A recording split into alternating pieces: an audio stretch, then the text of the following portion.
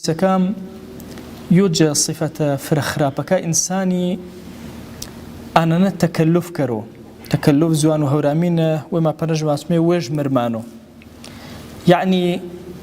شوازي وش بشانمون بجوري ما ملكرون حقيقة شنا باسنا نية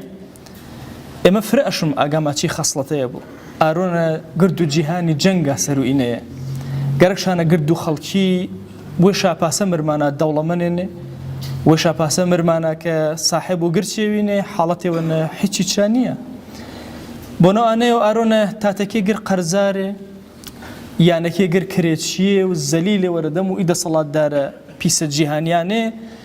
كقرقشانا خلق إسراحات نكرو بروا كردي علاجي قولاننا كتو بكارج مارينا ديان دردبيتو دروس كريا بونو اقتصادي جيهانيو زرو زوري جيهانيو امي مسلمان جا ارونا ساكا وما هواشك وما هاديك وما تشنبي وما حقيقتنا خاسرين صفتي ونك دسش ببرمي وشوي اسمه صلى الله عليه وسلم فرماو علامات بالتكلف بعض علامات هناك بأننتو تكلف نكري بالزاني يكم علامات أننا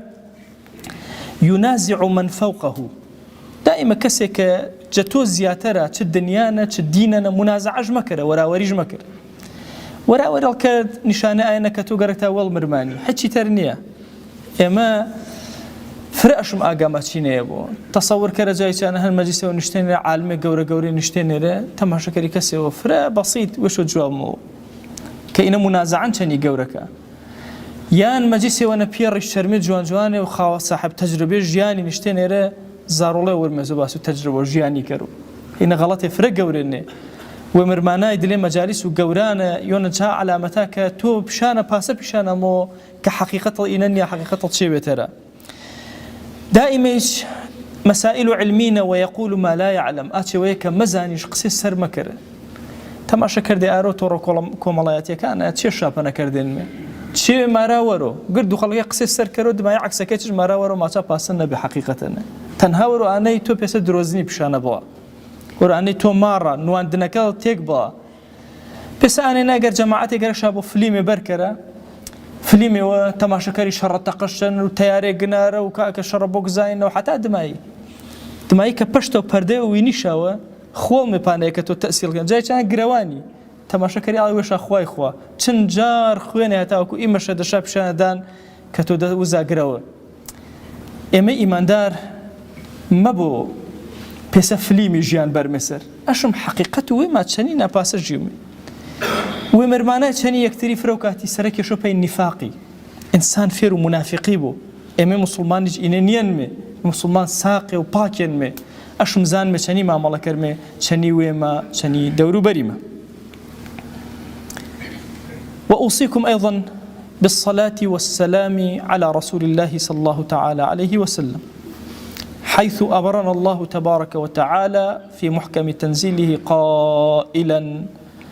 إن الله وملائكته يصلون على النبي يا أيها الذين آمنوا صلوا عليه وسلموا تسليما اللهم صل على سيدنا محمد وعلى آل سيدنا محمد وبارك على سيدنا محمد وعلى آل سيدنا محمد كما صليت وباركت على إبراهيم وعلى آل إبراهيم إنك حميد مجيد اللهم اغفر للمؤمنين والمؤمنات وللمسلمين والمسلمات ولمن أنشأ هذا المكان اللهم أعز الإسلام والمسلمين وأهلك الكفرة والملحدين اللهم انصر من نصر الدين واخذل يا رب من خذل الإسلام والمسلمين اللهم آت نفوسنا تقواها فزكها أنت خير من زكاها أنت وليها ومولاها آمين آمين والحمد لله رب العالمين أقم الصلاة يرحمك الله